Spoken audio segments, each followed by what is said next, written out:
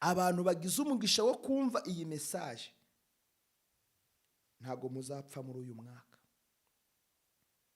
uyu mwaka murawutambuka.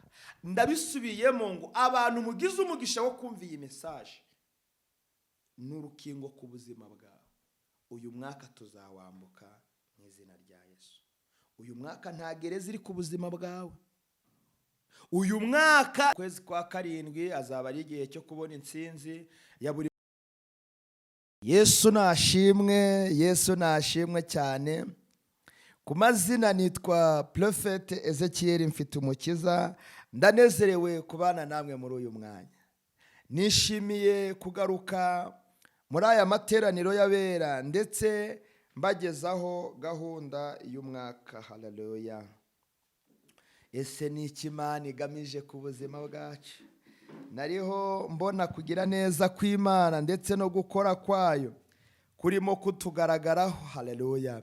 Nariho mbona amashimwe, imirimo n'ibitangaza by'Imana bidukingukira. Reka dusome ijambo riboneka mu Bami ba mbere ibice byaho 3 ku murongo wa mbere, ndetse turasimbuka n'ubundi mu iki gitabo cy'Abami ba mbere ibice 6. Dusome naho umurongo wa mbere. Imana itugirire neza cyane. Ibice 3 umurongo wa mbere haranditse ngo Salomo yuzuza na Farawo umwami wa Egiputa, arongora umukobwa we, amuzana mu mudugudu wa Dawidi, agumayo kugeza aho Salomo yamariye kubaka inzu ye bwite n'iy'Uwiteka n'inkike zo kugota i Yerusalemu. Imana itegerire neza cyane. Reka nsubire muri iri jambo riboneka mu Bami ba mbere ibice 3 umurongo waho wa mbere. Salomo yuzura na Farawo umwami wa Egiputa, arongora umukobwa we, amuzana mu mudugudu wa Dawidi, agumayo kugeza aho Salomo yamariye kubaka inzu ye bwite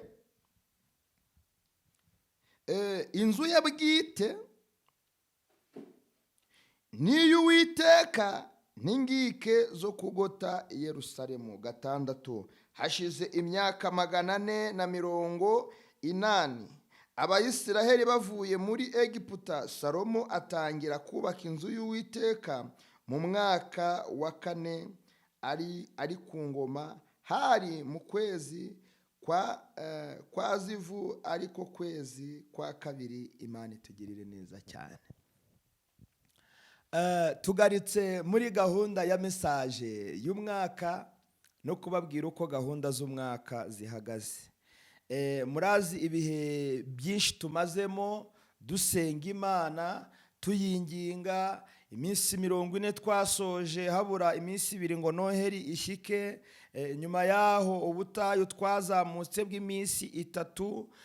Amasengesho y'ihuraniro ndetse n'ibiterane byahuje impinga zitari nyinshi yari muri gahunda yo gusengera umwaka mushya twagiraga ngo tujyemo. Umwaka mushya rero twamaze kuwugeramo. Ese niki noneho Imana ivuze kuri twe no ku buzima bwacu? Haleluya.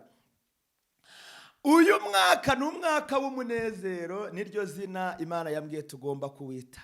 Bamwe baravuze ngo ni umwaka w'inzara, ariko ni ibitekerezo byabo. Haleluya. Uyu mwaka ni umwaka w'umunezero. Uzaba umwaka w'ibibazo ku bantu batubashye Imana ndetse batagendeye mu nzira zo gukiranuka. Ntibivuze ko tuzawugenda mwari amahoro kuva mu kwezi kwa mbere kugera mu kwezi kwa 12, ariko Imana mwumve icyo yavuze cyane muri aya mezi 3 tugiye gutangirana umwaka. Uku kwezi kwa mbere ni ukwezi abantu bagiye guhugiranaho gatoya, ariko ni n'ukwezi Imana igiye gukinguramo imigisha mu buryo bunyuranye. Uku kwezi kwa mbere ni ukwezi abantu bagiye kwakiriramo imigisha n'imbaraga zibafasha kwinjira mu mwaka n'imbaraga mu buryo budasanzwe. Ni mu buryo bukurikira. Imana yambwiye ko ihaye umugisha abanyeshuri. Imana imbwira ko ihaye umugisha abamama. abapapa, umwuka wo gusenya wa za divorce, amarira yanyu yarumvishwe imbere y'Imana. Imana irambwira ngo muri uyu mwaka, surtout noneho muri aya mezi atatu, hari ibyo Imana ikoze mu mafamiye, hari ibyo Imana ikoze mu miryango.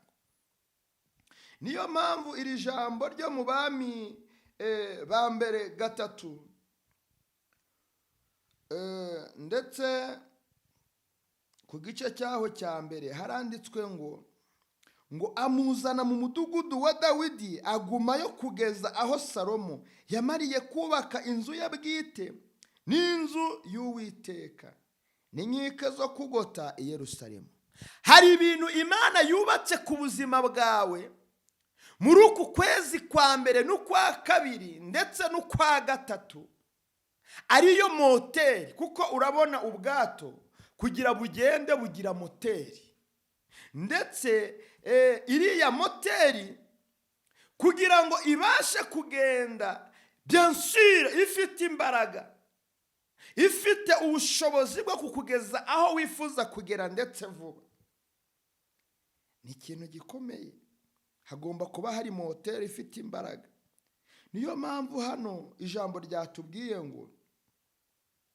ngo agumayo, haleluya, kugeza aho Salomo yamariye kubaka inzu ye bwite. Hari abantu bari badafite amazu yabo, basembeza, bakodesha, ukora umwaka wose wishyura narongo cyangwa se bayeri cyangwa nyiribyondo mu yandi magambo iwacu. Ariko Imana igiye kuguhereza uburyo bukomeye bugukomeza, buguhereza gutsinda no kunesha imigambi ya Satani. Imana yabanye natwe mu mwaka ushize, iturinda abarozi, suko bari bananiwe kuroga kandi suko bari barangije kuroga. Ndagira ngo rero nkwibutse ko Imana yongeye kugaruka ku buzima bwawe kandi izabakurinda. Abantu bakwanga, Imana izabakurinda.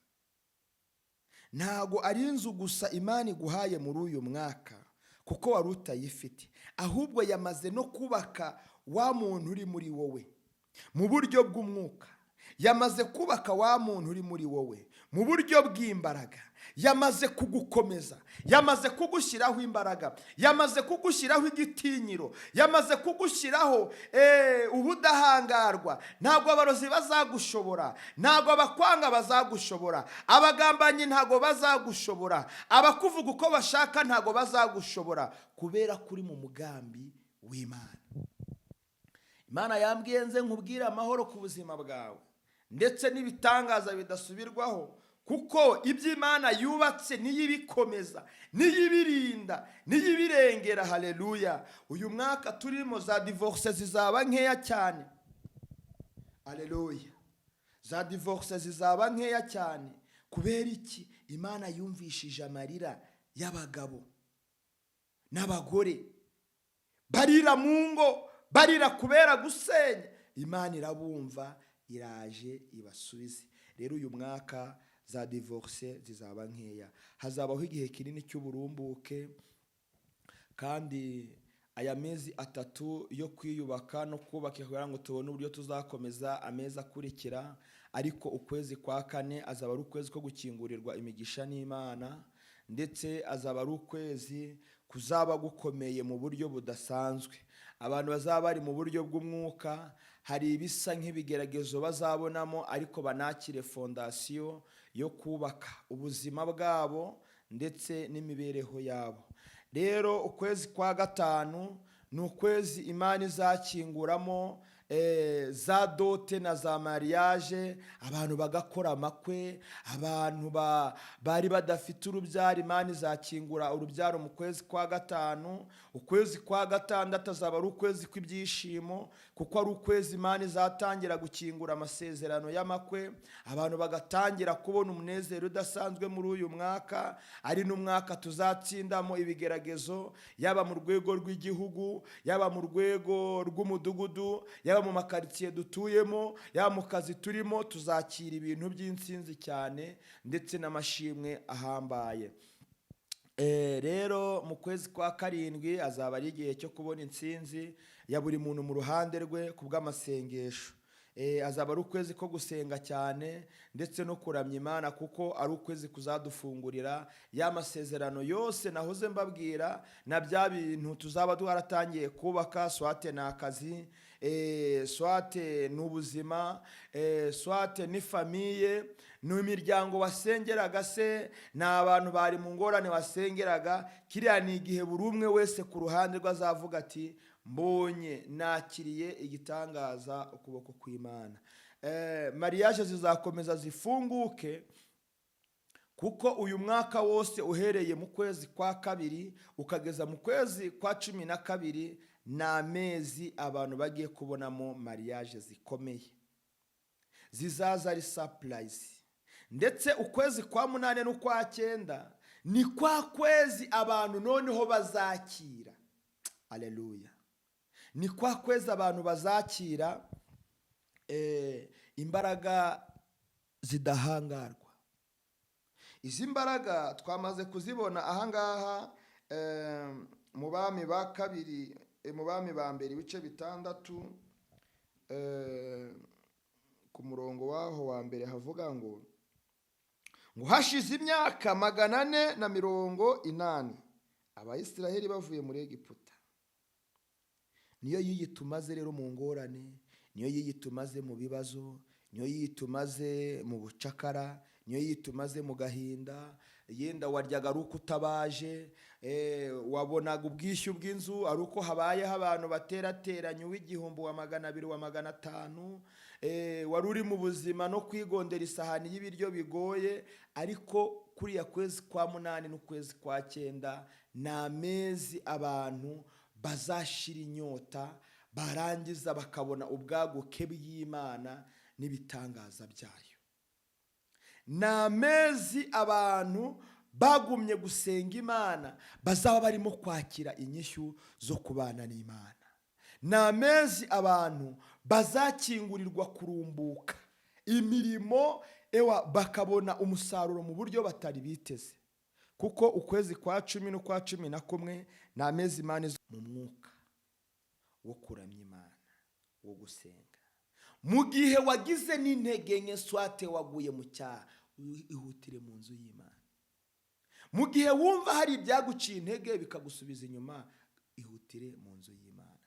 Imana yitegereje umugore w'umupfakazi, haleluya, ngo yari adafite shinge na rugero, yari afite ngo abana, haleluya, yari afite abana ndetse arimo n'umwenda. Nyir'umwenda amubwira ko igihe kigeze ari cyo gufata abana bakaba ingwate mu cyimbo cya rya deni. Ikintu cyabayeho murakizi, ikintu cyabayeho ni igitangaza. Imana yagize gutya, yohereza, haleluya, umugisha.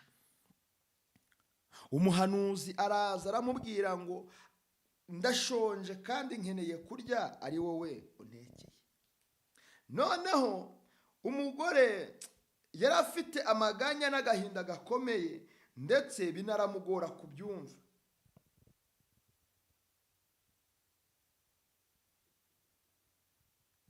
Icyo gihe cyari kitoroshye, yemera kuzana kagafu gakeya. Arangije aramuvugira, arangije aramubwira nawe urakira igisubizo cyo kwakira kwishyura rya deni, n'abana bawe bagomba gusigara, ntago bagomba gufatirirwa bugwate. Imana itugirire neza cyane. Rero Imana yagiriye imbabazi uriya mupfakazi, nizigiye kukugirira nawe. Uyu mwaka abantu bazishyura amadeni benshi cyane.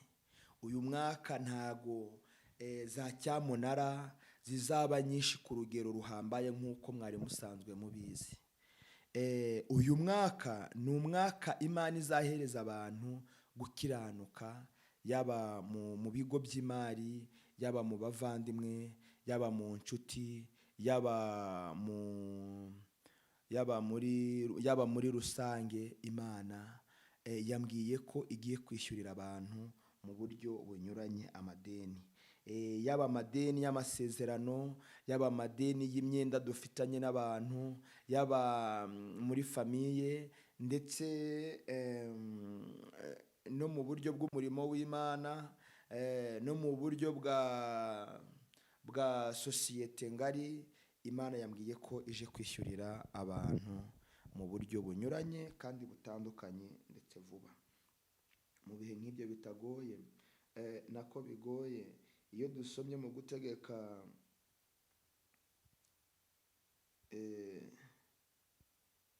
ngo Dawidi ategeka ko bateranya abanyamahanga bari mu gihugu cya Isiraheli, ashyiraho ababaji n'amabuye ngo babaze amabuye yo kubaka inzu y'Imana.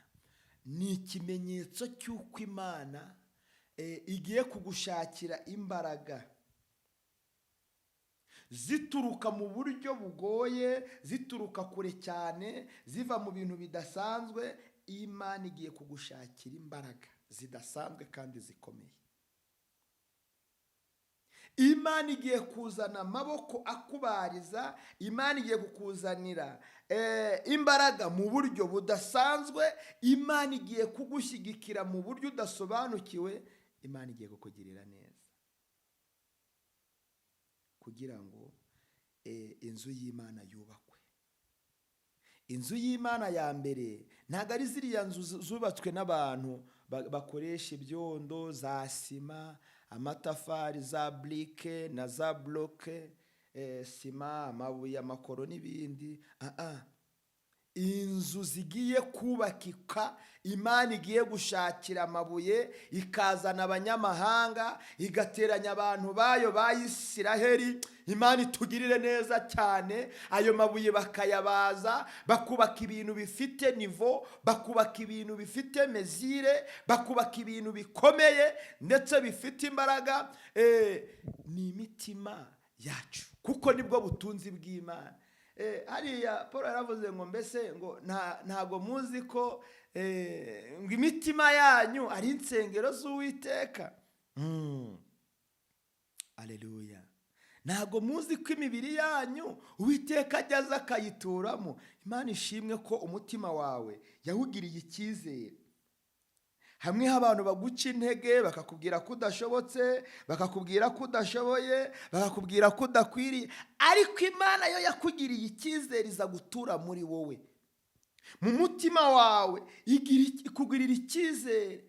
Haleluya. Nubwo igize no gutura mu nzu zubatswe n'abantu kugira ngo ivugane natwe, burya iyi mitima yacu niyo iba iri concentré n'Imana kugira ngo ibe iyikurure. Haleluya. Iyikurure kuza kuvugana natwe, iyikurure kuza kutureba, iyikurure kuza kutugirira neza. Imana yacu turengere cyane. Rero muhumure, mukomere. Uyu ni umwaka tugiye gutsindamo, ni umwaka tugiye kunesha. Abantu badafite ingo, ni umwaka mugiye kwakiramo ingo. Abantu amadeni yarazambiye, ni umwaka abantu mugiye kwishyura amadeni. Abantu mwari mwarabuze imikorere, ni umwaka Imana igiye gukingura imikorere. Abantu mwari mwarabuze hepfo no haraguru, ni igihe Imana ibahaye icyerekezo, kuko ukwezi kwa 12 kuri uyu mwaka ko ni ukwezi abantu bazaba noneho babyina intsinzi. Imana itugirire neza. Rero mboneyeho kubashimira kandi mbabwira ngo gahunda ni ukuba imbere y'Imana Data wa twese. Twarimo tuvuga ku ijambo kubaka, ibintu Imana igiye kutwubakira muri message y'umwaka cyangwa se muri gahunda y'umwaka. Ibi bihe byose nababwiye byiza tugiye guhura nabyo, byose tuzabigezwaho no gusenga, kandi tuzabigezwaho no kubaha Imana. Yewe ngo ye kwiringira iby'ubusa yishuka, kuko itagira umumaro, ari byo azagororerwa. Rero abantu batazasenga rwose muzahura n'ingorane zinyuranye, ariko abantu muzasenga nimwe bantu muzavoma imigisha ku masoko y'ibyishimo n'umunezero.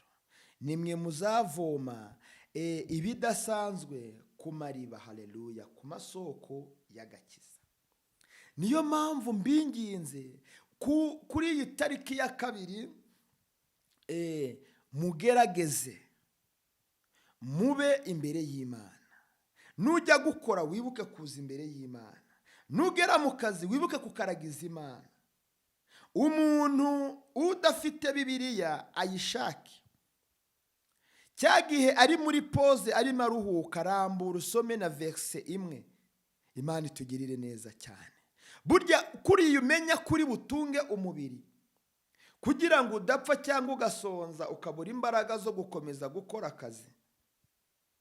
Mu buryo bw'umwuka wagombye kuba ufite ijambo rigukomeza rigufasha. Imana itugirire neza cyane.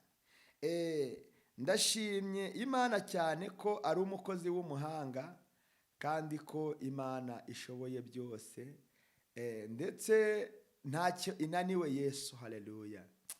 Nabonye Imana ihambaye, nabonye Imana ikora ibidasanzwe. Haleluya.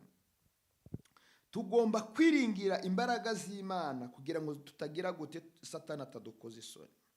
Nacyo ni ikindi kintu mugomba kumenya, ko igihe cyose Imana ikinguye umugisha kuri wowe, Satani ababibona kandi abagamije kuwurwanya. Nta munezero warusha nko guhungira k'Uwiteka kugira umumaro kuruta kwiringira abantu. Ndabinginze nshuti bakundwa, nshuti bavandimwe, kwiringira kwacu kube guhungira k'Uwiteka. Kwiringira kwacu kube guhungira mu nzu y'Imana. Ugende ukore, Imana yatanze umugisha wo gukora kabisa. Imana itugirire neza cyane. Reka nsubiremo iri jambo. Guhungira k'Uwiteka kugira umumaro kuruta kwiringira abakomeye. Ijambo riboneka muri Zaburi 18:8-9. Kandi ngo guhungira k'Uwiteka kugira umumaro kuruta guhungira ku bantu.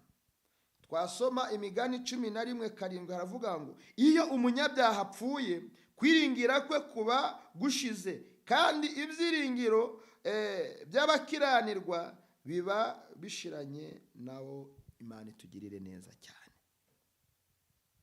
Tugomba kwiringira nk'abazahoraho. Tugomba kwiringira nk'abatazapfa. Yesaya 33 haranditse ngo nuko izo mbaraga za Farawo zizabakoza isoni, no kwiringira igicu cya Egiputa kuzababera ikimwaro. Imana itugirire neza cyane. Uyu mwaka abantu bagira inzigo, bagambirira ibibi ku buzima bwawe mu nzira ucamo, ntago byashoboka. Ntago babigeraho. Ntago byashoboka. Ntago byabakundira. Ntago byashoboka. Ndasubiramo ngo ntabwo byabakundira. Imana yambwiye ngo abantu bazagambirira ikibi ku buzima bwawe bazakibona ubwabo. Weho wagiye, weho watambutse. Abantu bazagambirira kukugusha hasi, bazi ubwenge babyirinda kubikora kuko bazagwa uhagaze ukomeye, ugenda uri mu rugo rwawe, uri muri famiye, ndetse ngo nta kizacogoza imigambi yawe, kuko Imana izakuba hafi. Imana izakoherereza abamarayika bakuramire, bagufate, bagukomeze, bongere bagufashe gukomeza urugendo rwawe.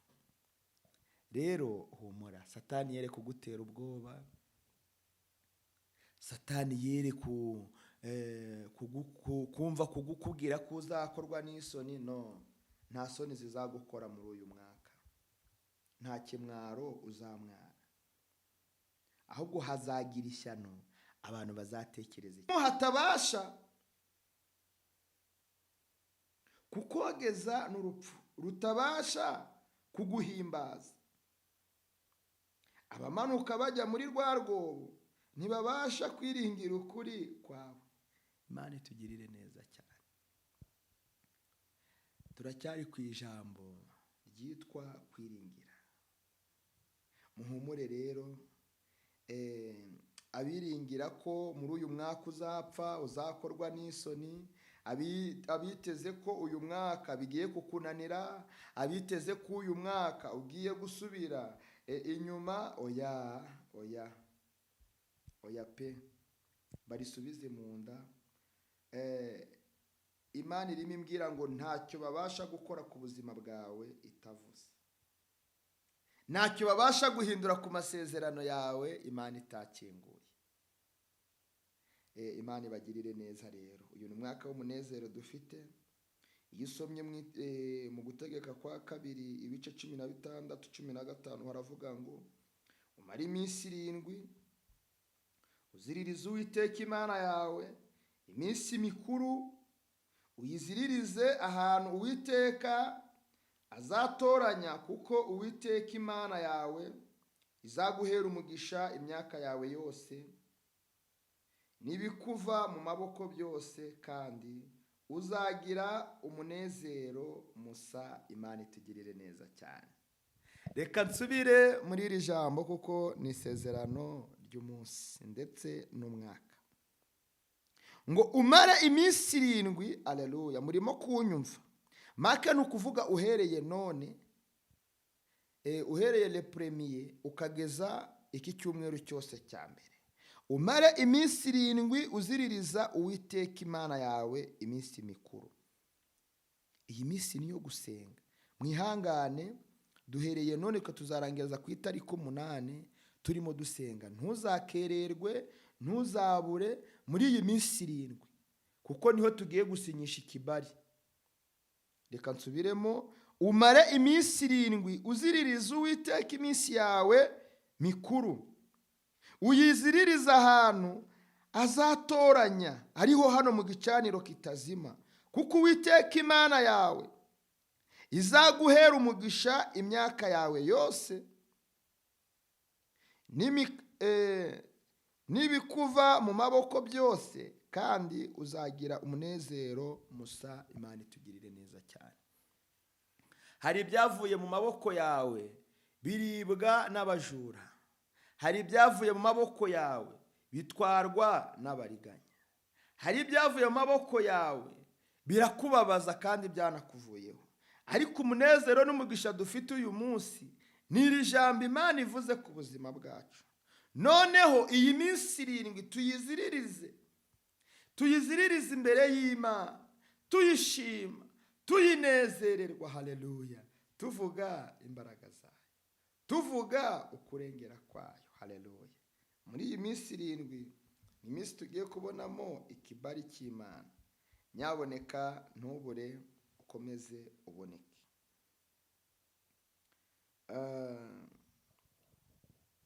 Mu gutegeka kwa 2 23:18 ngo maze Yehoyadi asubiza abatambyi b'Abalewi mu butware bw'inzu y'Uwiteka. Reka nsubiremo, maze Yehoyahadi asubiza abatambyi n'Abalewi mu butware bw'inzu y'Uwiteka. Ni abantu bari baragiye kure y'Imana, ni abantu bari baravuye mu bintu byo kwizera no kwiringira Imana. Imana igaruye hehe? Mu nzu yayo. Imana ugaruye mu buryo bw'amasengesho. Imana igaruye mu buryo bwo kuba imbere yayo. Rero ni ibihe byiza bidasanzwe.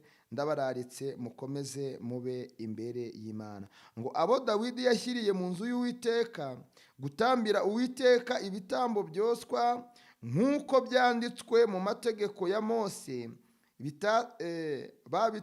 babitambana umunezero n'indirimbo nk'uko Dawidi yabitunganije. Imana itugirire neza cyane. Uyu mwaka ni umwaka abantu bagiye kwibona mu muhamagaro, ni umwaka abantu bagiye kwibona mu mavuta, kandi bagakomeza bakanezererwa imbaraga z'Imana. Rero muhumure, weho wumvaga gusenga byarakunaniye, weho wabonaga kwiriza ubusa utakiri kubishobora, weho wabonaga ibihe byo kubana n'Imana biri kukugora, weho wabonaga ibihe birimo kukubana bikeya, humura, Imana irakiza, Imana irabohora, Imana iratabara, Imana ni umukozi w'umuhanga.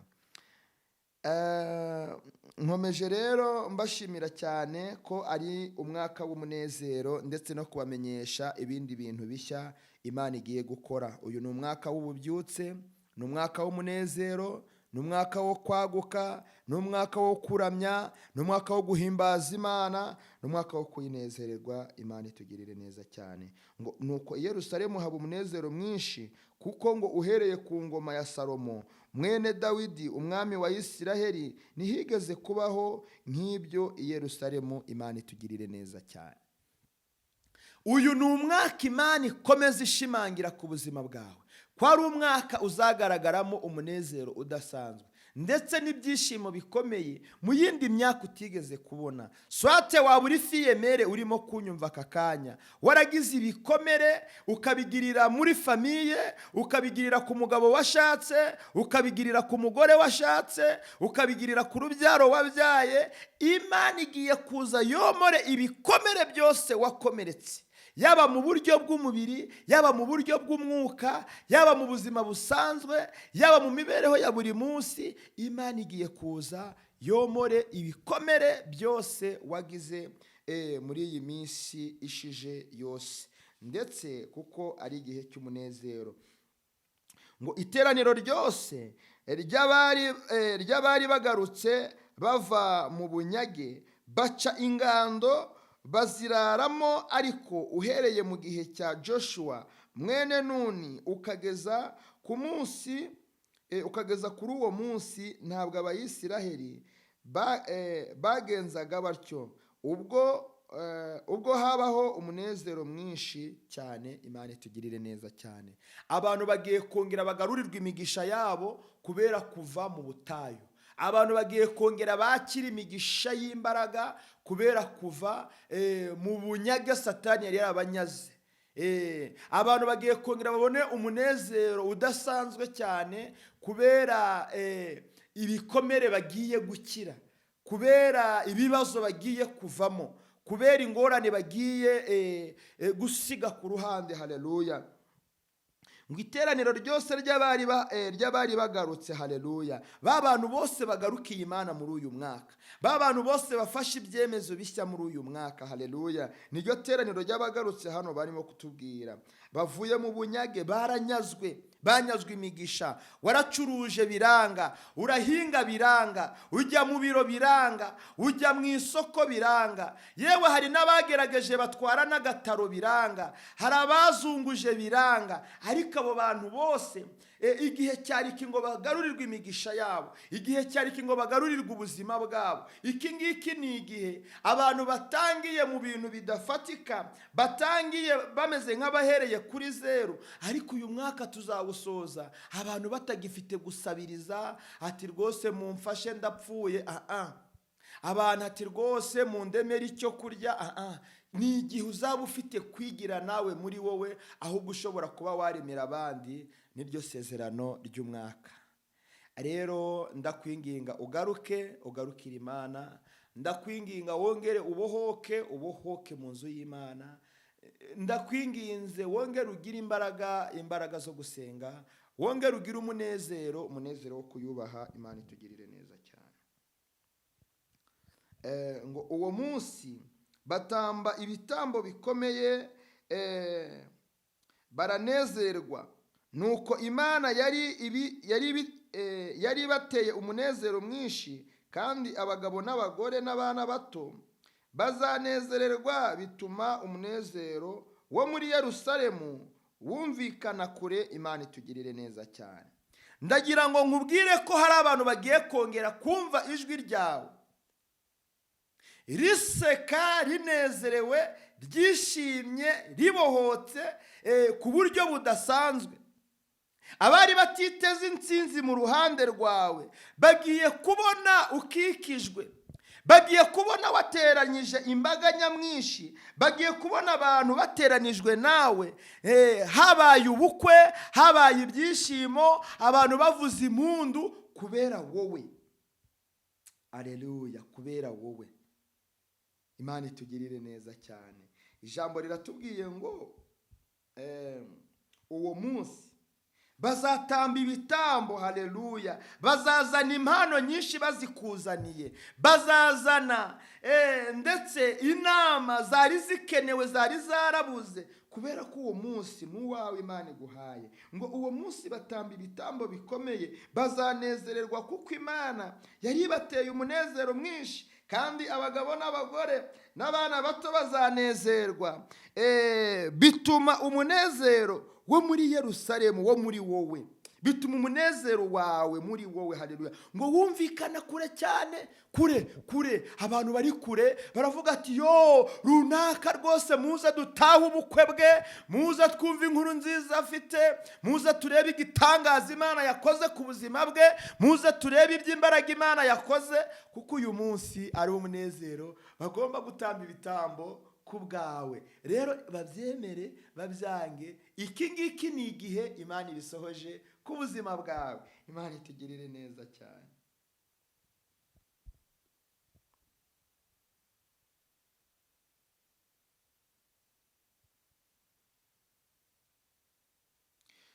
Ngo bari buzanishwe umunezero n'ibyishimo, ngo binjire mu nzu y'ubwami.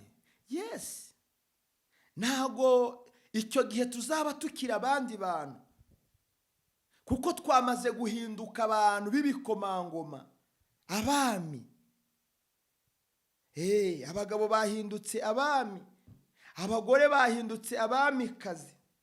Imana itugirire neza cyane. Iki ni igihe imvune z'abantu zigiye gushira. Iki ni igihe umuruha abantu barushye bagiye kubona ibihe byiza byo kubana n'Imana ndetse no kuyinezererwa. Rero Imana yacu itugirire neza cyane, kandi Imana yacu ikomeze kuturengera, ko ariyo yomoye imvune zose twavunitse, ariyo ihanaguye amarira yose twarize. Hari amarira twarijijwe n'inshuti mbi twagendanye nazo, hari ayo twarijijwe n'abafamiliya, hari n'ayo twarijijwe ndetse n'abo twari twizeye, hari n'ayo twarijijwe n'abo twizeraga. Imana niyo ivuze ngo haleluya, Imana niyo ivuze aya magambo ngo unyumvishe umunezero n'ibyishimo, haleluya, kugira ngo byibuze ninjire mu nzu y'ubwami, haleluya. Iyi nzu twamaze kubaka ntabwo ari inzu zisanzwe, ni inzu y'ubwami, ni inzu y'Imana yubatse ku buzima bwacu, yubatse ku mibereho yacu, kugira ngo dushobore kuronka umunezero udasubirwaho muri iyi minsi. Kugira ngo mbone intore zawe ziguwe neza, shimira umunezero w'ubwoko bwawe, niratane n'umwandu wawe. Imana itugirire neza cyane. Ngo icyo gihe nari kumwe nayo, ndi umukozi w'umuhanga, kandi nari umunezero wayo iminsi yose, ngahora nezerewe imbere yayo. Imana itugirire neza cyane.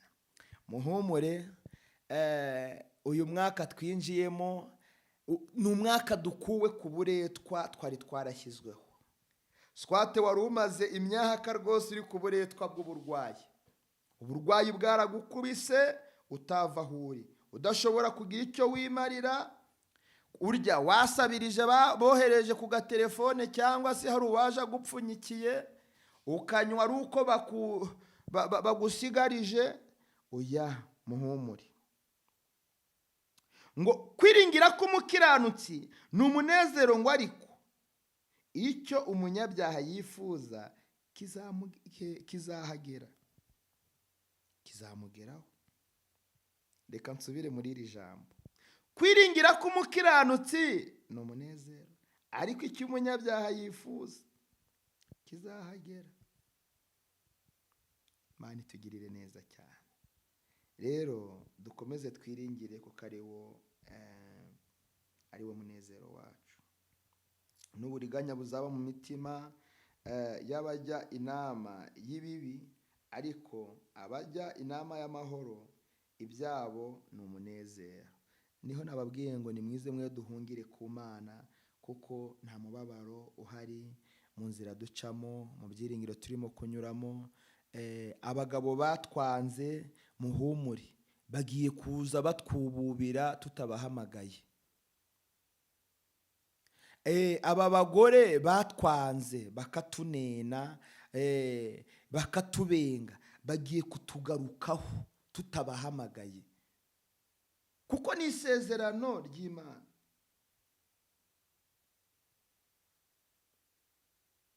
Ngo umutima wiyiziho uwawo mubabaro, kandi umunezero wawo nta mushyitsi wawujyamo.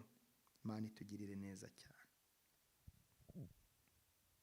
Muhumure, Imana niyo yubatse ingo, niyo izikomeje, niyo izanye umunezero ku buzima bwacu, niyo ikoze igitangaza, si umwana w'umuntu. Imana izagwiza umunezero mu mutima wawe, bitume utibaza cyane iminsi uzamara ukiriho. Iri jambo ndagira ngo muriceho akarongo. Imana izagwiza umunezero mu mutima wawe. Aleluya. Reka nsubire muri iri jambo. Imana izagwiza umunezero mu mutima wawe. Haleluya. Bitume utibaza cyane iminsi uzamara ukiriho. Rero ntihagire ibigutera ubwoba, kuko nabonye imivuduko irimo irakira, mbona za hypertension zirimo zirakira, mbona za rubaga impande zirimo zirakira, zisobanutse n'izidasobanutse, za kanseri, za sida. Abantu bagiye gushima Imana cyane muri uyu mwaka kubera gukira izi ndwara. Imana itugirire neza cyane. Imana izagwiza umunezero, Imana izagwiza ibyishimo mu mitima yacu, Imana izagwiza ibitangaza ku buzima bwawe, Imana izagwiza imbaraga mu nzira urimo gucamo, Imana izagwiza imigisha mu cyerekezo cyawe, Imana izagwiza imigisha muri famiye yawe, Imana izagwiza imigisha ku mugabo wawe, Imana izagwiza imigisha ku mugore wawe, Imana izagwiza imigisha mu rubyaro byawe, iwuzuza umunezero ukomeye cyane, kugira ngo mudakomeza kwibaza iminsi muzamara aha ku isi, ahubwo ujye utekereza amashimwe n'umunezero unejejwe n'Imana. Imana itugirire neza cyane. Ibyishimo bitewe n'amashako birashize, urusaku rw'abanezererwa rurahoze. Umunezero utewe n'inama niwe uzahoraho. Imana itugirire neza cyane.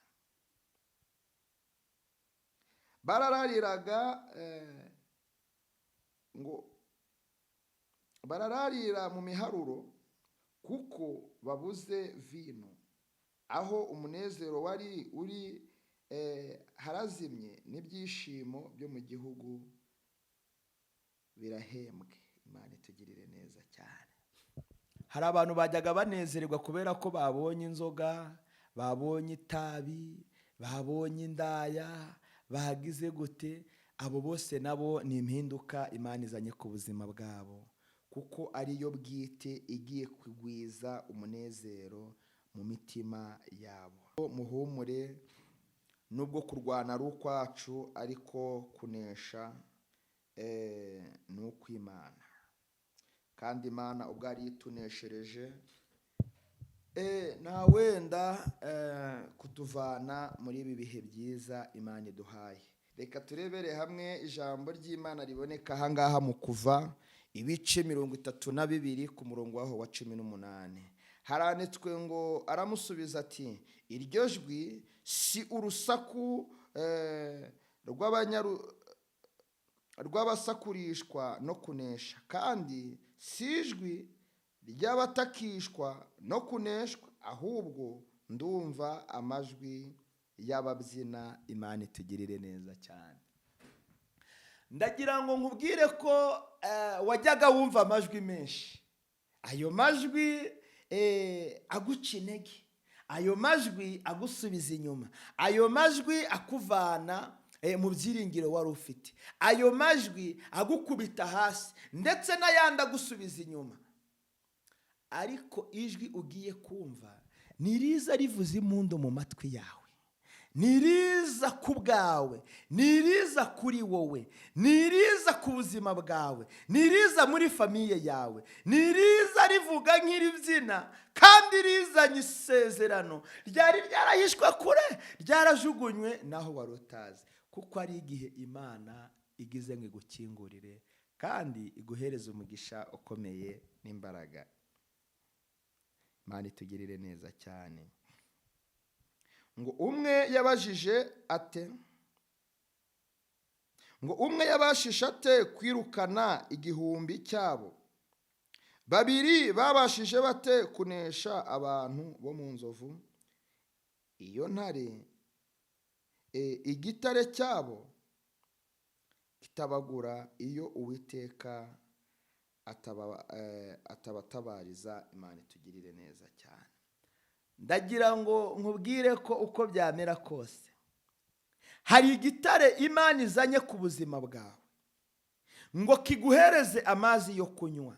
Kabiri, hari igitare Imana izanye mu nzira urimo gucamo kugira ngo kigufashe kumenya iyo nzira uburyo ugomba kuyigenda kandi ugororotse, Imana ikunezererwa. Hari igitare Imana izanye mu kazi kawe kugira ngo imyagukire yawe, kunguka no gutera imbere byongere birusheho guhaguruka. Imana itugirire neza cyane. Iki gitare nicyo uzubakaho inzu ikomere. Iki gitare nicyo uzicaraho uvuze inturu, maze amahanga yose ahurure ari weho aje kureba no gutabara. Icyo gitare nta kindi ni Yesu. Imana itugirire neza cyane. Ndagira ngo rero dusoze muri iyi gahunda ya mesaje ndetse na gahunda y'umwaka, ariko nkubwire ngo humura, Imana ije kubana nawe, Imana ije kugendana nawe, Imana ije kukunezeza, Imana ije kukuneshereza, Imana ije kuguhereza ibyo wasabye, ndetse inarusheho, kuko abantu bagiye kubona amaviza muri uyu mwaka ndimo ndahishurirwa hano imbere yanjye ni benshi cyane. Abantu bagiye kubona ubwene gihugu ni benshi cyane. Abantu bagiye kubona amazu ni benshi cyane. Hari n'abandi bagiye gutombora, ni benshi, ni benshi, ni benshi. Abandi tuzahura mu mashimwe, kuko uyu mwaka ari umunezero. Imana yambwiye ngo igiye kuhaguruka y'ubwayi gushakira umunezero, yaba wowe, yaba madamu wawe, yaba sheri wawe, yaba n'umugabo wawe. Imana igiye kubashakira umunezero, ndetse yaba n'urubyaro rwanyu, yaba n'abakozi banyu, yaba n'abavandimwe bawe, yaba n'inshuti za. Imana igiye kubashakira umunezero, ndetse n'ibindi bibanezeza bizabibagiza gutekereza igihe mushobora kuba mukiriho, bizabibagiza iminsi y'iherezo. Aleluya. Uwiteka arimo ambwira ngo mbabwire ngo muhumure, muzarama, ntago muzapfa. Haleluya. Uyu mwaka ndabona tuwambutse. Abantu bagize umugisha wo kumva iyi mesaje, ntago muzapfa muri uyu mwaka. Uyu mwaka murawutambuka. Ndabisubiyemo ngo abantu mugize umugisha wo kumva iyi mesaje, n'urukingo ku buzima bwawe. Uyu mwaka tuzawambuka mu izina rya Yesu. Uyu mwaka nta gereza iri ku buzima bwawe. Uyu mwaka ndabisubiramo, nta gereza iri ku buzima bwawe. Nta bitaro biri ku buzima bwawe. Uyu mwaka nta mpanuka ziri ku buzima bwawe. Uyu mwaka nta barozi bazakugusha hasi bari ku buzima bwawe.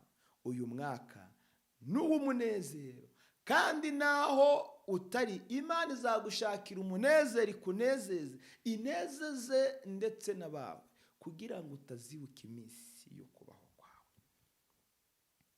Imana itugirire neza cyane.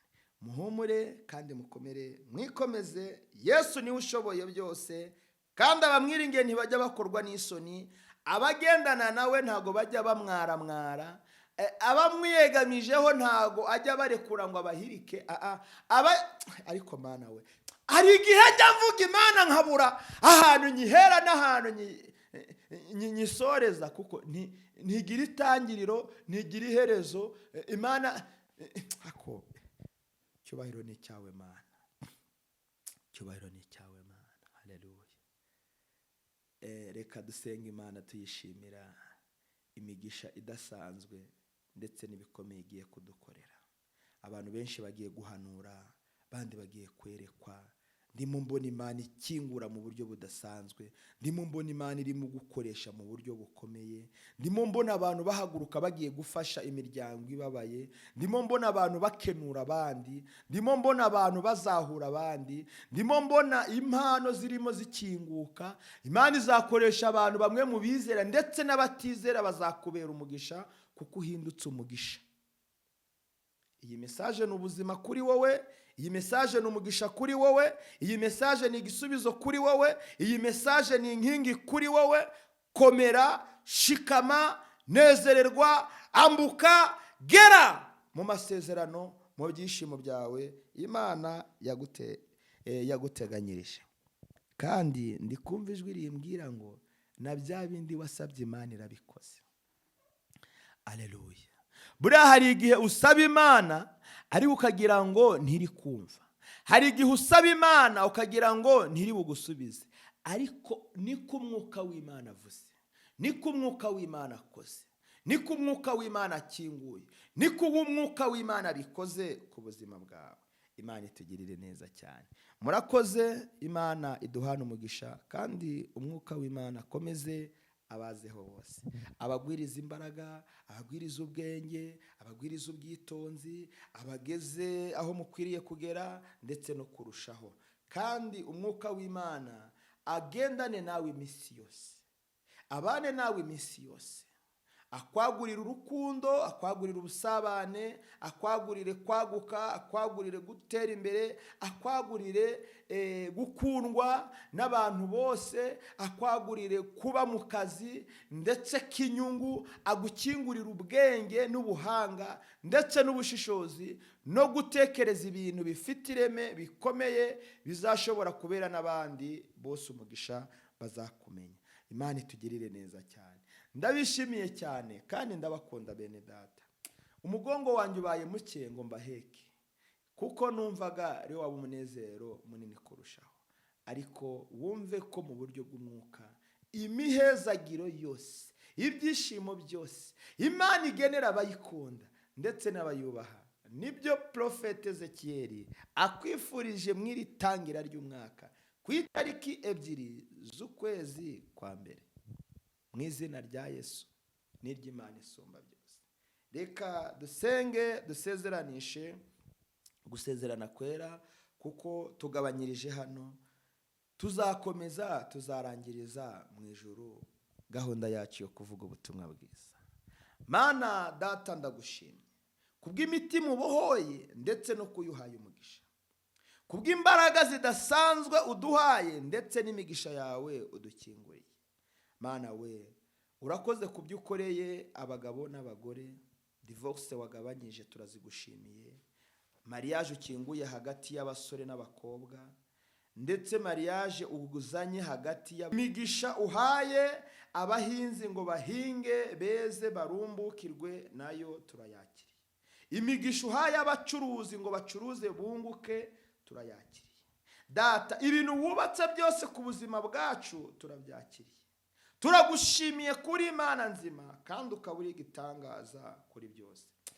Dufite byinshi byo kugusaba ariko ibi bikeya twari dusabye ubiduhane ni byinshi muri Kristo Yesu twizeye twiringiye none n'iteka ryose. Amen.